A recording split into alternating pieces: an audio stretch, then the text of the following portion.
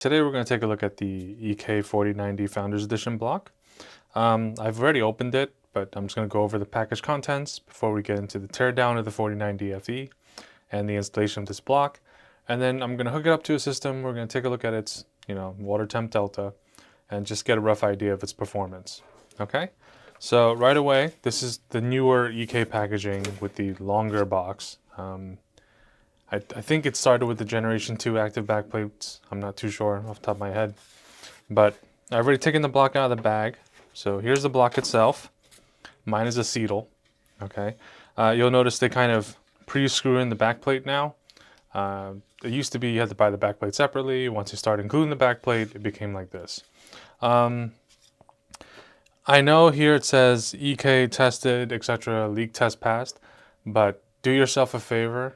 Any water cooling component you get, radiator, reservoir, I don't care what it is, probably not fittings, but leak test them with like an air tester beforehand. Like I've already done so for this one, so I know it doesn't leak as is, because things happen during shipping. People are not that careful, so they're not going to sit there and leak test this block for a very long time when they assemble it. You got to keep that in mind. Okay, things get loose in shipping, O-rings can burst, O-rings can move out of position, not burst, but move out of position. So things happen. So then you get a single slot bracket, which is always nice. This converts that into a single slot. And then you have what is this? You have an accessory box, which I have not opened, so I don't know what's in here, other than screws. And you have your paste, tools you'll need, a one-time use for the fitting caps, and this looks like to be an applicator for the TIM. Okay, so I'll put that aside. Let's open this box here and see what's in here. Okie dokie. All right.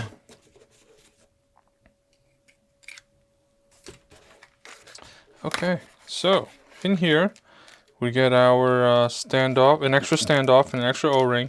This is nice to see. Especially if you have a missing standoff. Some people sometimes get missing or damaged standoffs. So this is a nice inclusion. And an extra O-ring in case you lose it. And thermal pads. And that's it. So because most of the screws are already on the block since it's attached, then we know that that's where a lot of the screws are. Thing about thermal pads. I know some folks really like pre-cut thermal pads, and yes, some companies do include pre-cut thermal pads, and some companies don't. Okay. Also, another thing about thermal pads, if you're the average, these are not the world's best thermal pads by any means. Okay. If you're an average user, you can get away with these. If you're not, I would say for folks that are trying to chase world records on a chiller or something, even then, I don't. You might want better pads, but these pads are sufficient for what they're supposed to do. Okay, you can choose to replace them if you want. It's not a necessity. I always keep pads because sometimes I hate peeling these, especially these, and they tend to get messed up. So I always have extra pads, but that's a whole nother story. Okay, so here we go. I'm going to now start disassembly of this. So let me get my tools ready and we'll start taking this apart. I got what I believe to be the screwdriver heads, a little baggie for my screws, and some tape. I haven't opened a 4090 FE, so this will be a new process for me. But I know this is a magnetic plate, so I'm going to first try to remove this magnetic plate using tape. If I can just get it to lift, yeah, hold on. It's a little frustrating. If you have a plastic spudger of some kind, this might be easier. But there we go. I have some leverage inside. If I can just get that, come on. I'm using a piece of zip tie just so I can create that gap. I know it's magnetic, but there's also thermal pads under this thing. Okay, there we go. So the reason why you have that little bit of resistance, aside from the yeah, see, there's just magnets, so if you had it on both sides, it probably would have been easier. But nonetheless, it came out, no damage. Okay, sounded a little bad, but no damage. Okay, so now, got that out of the way. Let me move my chair forward. Okay, so there's some Torx screws. Let me see if they're I'm using a size 5, and that, yep, that fits. So it Torx 5. Okay, put your screws away right away. Don't lose them. If you ever want to warranty an FE card, you have to put it back as close to original condition as possible. And this would be one of those cases. Also, NVIDIA will pretty much void your warranty even with the pad change. Now, you could argue that, in the United States, it shouldn't void your warranty by law, but I can tell you that they also have something that says where they can, neglect or pretty much deny your claim for any reason they want. And that kind of puts you in a position where you're at their mercy. But these screws are on very tight, so I'd be very careful not to strip these screws. See, this is not turning out as... So those two came easy, but these two are not so friendly to come out. Okay guys, let me try a different head. Oh, yeah, something was wrong with that head. So these are coming out easier now with this other one. So let me put these screws away. So like I was saying, NVIDIA has the right to decline your warranty for any purpose at any time. So keep that in mind. And they're allowed to change the rules of the warranty at any point in time. So, I'm not a lawyer, but I can tell you that, so if you're going to play these kind of games, definitely be very careful when you're taking this apart. I'm sorry, this is off camera a little bit. Be very careful when you're taking these apart, trying to keep the pads as intact as possible. Okay, so there's Phillips head screws over here. So that's looks to be 4 of them. All right. Jeez, come on. Oh, there we go. So this should come apart pretty quickly. I'm assuming. Ooh, these are very tight. Ooh, I don't want to strip that. Doesn't sound good. Let me try this one first. Okay, I'll try a different head for that one. These are on very, very tight, so they're very easy to be stripped. 1 second. All right, I'll try a slightly larger Phillips head. No. Ah, there we go. So yeah, if you're having difficulty, don't keep trying. Try a different head. Do not strip the screws. They strip extremely easily. So let's see. So now I'm expecting. Okay, you know what? This should come off. Yeah, there we go. There's some pads at the bottom. Okay, you can see that. These little plastic things, rubber things tend to fall off. So don't lose these, okay? Be careful. Okay, I'm gonna take the bracket off before I take this X cross off. So let's see. So more Phillips. Oh wait, no, that looks like a Torx head. That's a Torx head. So more Phillips on the bracket. No, these are not Phillips at all. Sorry, take that back. Let me find out what size screw that is. 1 second. Okay guys, so it's actually a Torx 8. So I'm gonna remove that now. Once again, I'm gonna put these in my little baggie as I go, so I don't lose them. I'm sorry if this little bit of this is off camera. It's kind of far away from me, so I'm kind of trying to pull it close to me, like closer to me at times. It's easier for me to see. So I'm just removing the 6 that are on the I/O bracket. So I'll show you what I mean. There's 6 on the bracket, and I'm just removing those. And once I have these off, I will worry about the ribbon cables and such. Okay. I think pretty much any Founders Edition block you buy, they should include an I/O bracket, simply because, you don't need this ugly 3-slot behemoth once you block it. So, all right, come on. So in terms of this cooler's stock air performance, it's not bad. I think it's a little, probably like 5 degrees worse than the AIB ones. Nothing too major. Obviously, for something like the very large Strix one, it's going to be a higher difference, but I mean a larger difference. But okay. All right, lovely ribbon cables and screws. Okay, so let's slide this one.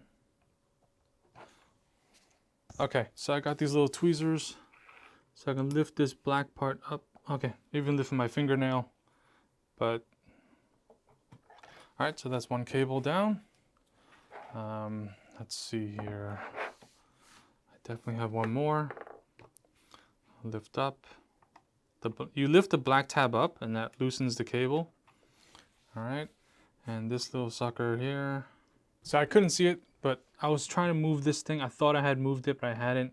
But you just move the silver slider to the right, or whatever orientation is, you slide it over, and then you can just yank it out. Okay, so with that said, we should, once we get these 4 screws off, we should be free and clear. So let me just get my heads ready for that. And okay, those are Torx. These are T6. God forbid, you know, we have the same size head screw for all of them, right? That would be a miracle. And once again, NVIDIA started using, they started doing this with the later 3090s, and I'm not sure about the 80s, but I think also on the 90 Ti's, instead of using like kind of a leaf spring, they use these plastic clips, which hopefully this time I won't need like a heat gun to remove. But I did in the past. So once that comes off, see, it's just tension bracket now. As usual, I'm putting my screws in my bag. Okay, so let's see here. Are these glued on? Yeah, they're glued on, but they come off easy this time. Previously, I had to use a heat gun. Okay, there we go. So be careful with these, they are fragile, do not break them. Okay, all right, final one. So with that done, this should be able to come out now. Oops, stuck my finger. Okay, so this should be able to come out now. As usual, be very careful, do not force things. I'm gonna get a little closer to the card. Oh, it's actually coming out with the heatsink. Take your time. I'm prying gently. Okay, so these thermal pads are making a little bit of, giving me a hard time. All right, guys, I hate to do this, but I may have to do this off camera because I can't see it well enough. So I'm gonna do this off camera. But like I said, just try from all angles, but make sure you don't have any remaining screws on here like I'm doing right now. I don't, so it should just come out. It's the thermal pads that's holding it on essentially. So let me do this off camera. Yeah, once I had it off camera and closer to me, it came off really easily. So you can see the PCB right here. It's very small. Not surprising, most of this is just cooler. I noticed compared to last gen, the pads have changed. These canvas pads were a little more, I want to say, I don't know the right term for it, but I want to say a little more wet. Not wet, but like they were not as dense last time. But the PCB does look very similar to the 90 PCB. Let's see, 2 missing slots over here.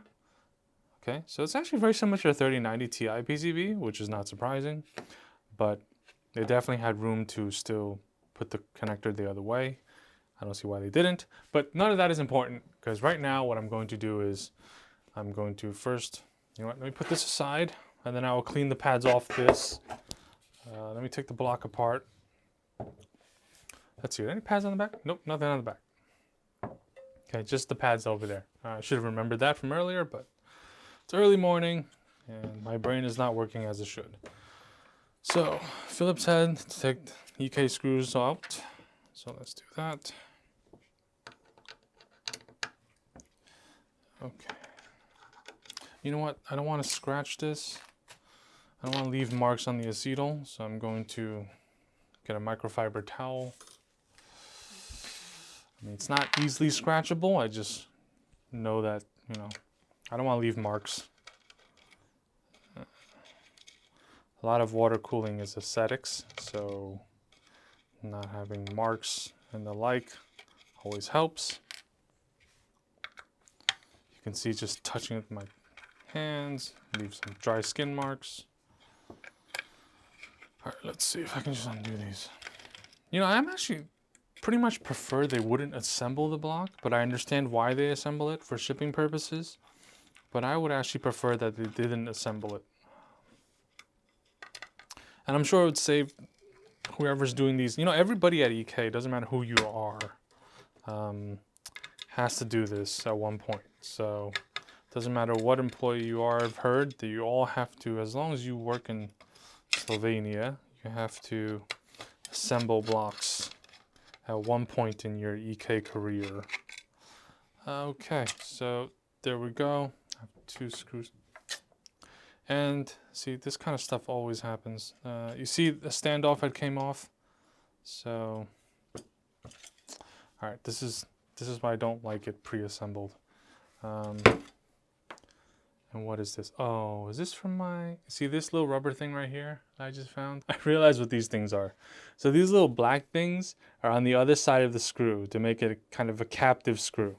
So when I pulled these screws out, they came out with it. So it's on the other end of the screw to kind of keep it in place. I didn't realize it would be there, but now that I know, I will just put those back. So that's what these little things are. So if you see the little black things fall out, when you take your block apart, now you know where they go. Okay? I'm back. I removed the thermal pads and I cleaned up the thermal paste around it. I want to tell you guys, if this is a very dry paste, I found it to be very caked on. If you're having difficulty removing along the lines here, use something soft like a zip tie. Don't use your screwdriver to go digging here, okay? You're gonna damage things. Not even a hard tipped item. Like this has a lot of give, right? So, you know, that's not gonna damage anything. I'm gonna do the pads now, which I hate, but I want to bring up something. This is revision 2 of this block. So the first 200 Founders Edition blocks that went out from EK, one of the, I think it was the VRAM, I have to double check, but I'm pretty confident this was milled a little lower. So instead of using a 1mm pad, you had to use a 0.8, which they sent out to folks that were affected. So for those folks, the core temperatures are really bad, simply because the pad was too thick. I mean, 0.8 is not exactly a correct size, by any means, in my opinion. Because where are you going to get a 0.8 pad, right? Mostly speaking, most places don't sell 0.8, as far as I know. I may be wrong, but I've never had to buy a 0.8 pad. So they fixed that. It was only the first 200 blocks. This is well after the first 200 run, so that shouldn't be an issue for me. All right, guys, the front is done. This is pretty much a mix of 1 and 1.5 millimeter. You don't have to be perfect. This is not perfect by any means, but the most important thing is using the right pad thickness in the right spots. Okay, so these over here were 1.5. The rest were 1. You can actually look a little lighter. You can actually see in the light that 1 is lighter. I don't know if it comes across the camera, but the lighter one is 1, at least in the pack I got. So I'm going to then I'm going to apply the thermal paste. I know they came with a nice spudger and all that, but oh yeah, you can actually probably use the spudger here that they included to kind of pry open that 4090 cooler, right? So I'm just gonna do an X. Ooh, that's a little messy. It's okay. It's not like on a CPU where you have to be precise. I mean, not precise, but you can put a little bit. But with GPUs, you can put more. It never hurts. Mounting pressure will take care of the rest. Okay. So, I'm going to put the block down. I'm going to put this onto the card itself. Okay, all the pads stayed in place. And then once I get this on and put together, I'm going to take it off again just to make sure that, actually, you know what? I can do that now. I'm going to mount the 4 holes, and then I'm just going to get a general idea of how it looks mounting pressure wise. Okay, so I have installed the back. The back is a mix of, the only center here is 2mm. The rest are a mix of 1 and 1.5. Kind of don't like this portion of it, but it is what it is. I checked the contact. I unscrewed it and took a look. Everything looked good. You can also, if you look down the sides, you can actually see if you're making contact where you're supposed to on the other components, right? You can actually see some of it. Obviously, I didn't trim the pad to length, but you can see it looks good from each side. There's no PCB bending, right? The PCB is nice and flush. This was from me. So with that said, the back is going to go on, and then when the back comes on, the bracket also goes on. So I kind of wish it would separate, but you know. So I'm gonna put this on now, and then I'm gonna see how the block does. Okay. All right, guys. It's set up. Little background on the loop that it's running. The FE card is running on its own 360 radiator, which is hooked to a D5 on an 80mm FLT with 3 Corsair ML120 fans. And the radiator is a 360 PE. Okay, so just looking at, like, I'm just going to go over, this is stock performance. Okay, so no overclocking, regular power limit. My temp sensor for the water temperature right here is 28.4. The block is sitting at 29. So what I'm going to do now is I'm going to just run firm mark real quick. Alt tab. I can show you it's gone to 56, or GPU Z, if it will show up. Let's look at our power draw. Sorry, I didn't have this up already. Okay, so let's take a look here. We are drawing 443 watts. So at 59 degrees, that means our delta on stock is about 21 degrees, 22 degrees. Okay. As I will say in every block video, these blocks are going to have a tough time this generation because we're drawing a lot, right? I mean, I think on my 3090s, 3080s, my average board power draw is probably lower than that by quite a bit. Obviously, there's firm mark, but like I said, there are games that can draw this much, okay, if you push them far enough. So I'm going to stop firm mark since we got an idea. And then I'm going to do one run of, is this closed? Okay, so let's do one run of Cyberpunk on stock, and then we'll do one run of Cyberpunk overclocked. Okay, this is an F Founders edition, so it goes up to 600 watts. So let's take the sensors open. We'll do, yeah, so I did reset it because it's resetted. I'm sorry. It reset it because I closed it. But okay, so hopefully precision will pick up. There we go. Let me just rotate over a little bit. See that better? Okay, so this is without overclock. All right. Just kind of give you an idea of what low temperatures are going to look like. This is Cyberpunk with RTX on Psycho, no DLSS. So the guy who brought it up in the comments last time, turn off DLSS for more power draw. That's what I was missing in my mind at the moment. Thank you so much for bringing that up. So let's go to run benchmark. Now, at the time of filming this video, I've also tested the Fantex block. So I have a general comparison of what to compare it to. Okay, I've also spoken to someone who owns the Optimus Strix block and their performance. I've also talked to someone else that owns a EK block for another card. So I have an idea of some comparisons to say. Okay, so you can see we're hitting the power limit even. I don't know if you can see that, right? So it's trying to boost higher, but we're hitting the power limit because we're under 60 degrees, right? I discussed that in one of the earlier 4090 videos I talked about. But you see we're hovering 54, 55, 58. But, you know, we're under 60C, okay?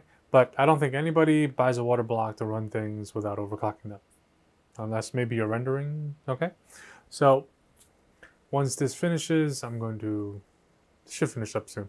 But yeah, I know folks probably would like to see an 8 to 10 degree delta, but those days are kind of over. It will happen on the AMD cards, I believe, because, you know, they're much more power efficient.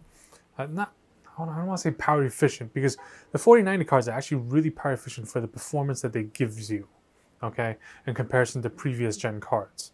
But if we're talking about power consumption, then I think you're going to see that 8 to 10 degree delta on the AMD cards, not so much on the NVIDIA cards this time. So I'm going to confirm that. And I want to bring up one more thing while I come out here. I'm just going to apply an overclock I have saved. Okay, I didn't remember it, even though I did save it. Okay, so let's just go to 120. All right, we'll do 1200 on the memory. But yeah, speaking of which, let's take a look. Our GPU had maxed out at 58. Our hotspot had maxed out at 69. Our memory temperature maxed out at 52. Okay, this is actually better than the Fantex block. That 52 right there. We're going to reset this, and then I'm going to come here. I'm going to bump up the clock speed plus 270. I have a general idea what this card will do. Okay, so let's run Cyberpunk again. See, it's already at 3015 compared to before. So let's run benchmark. All right, so what I was saying earlier is 20 to 30, even for Optimus, okay? I believe, you know, they're a little bit better, but regular gaming load in the 300 to 300s, you're gonna see probably like a 10 degree to 15 degree delta on Optimus, and, you know, maybe 20 here, right? Like right now, my water temp is about 30 degrees. You know, you can see that this is like 25. This is in line, 25, 26. This is in line with what EK was seeing in their own testing. It's not, this is kind of the new reality, right? So in terms of the block install, very straightforward.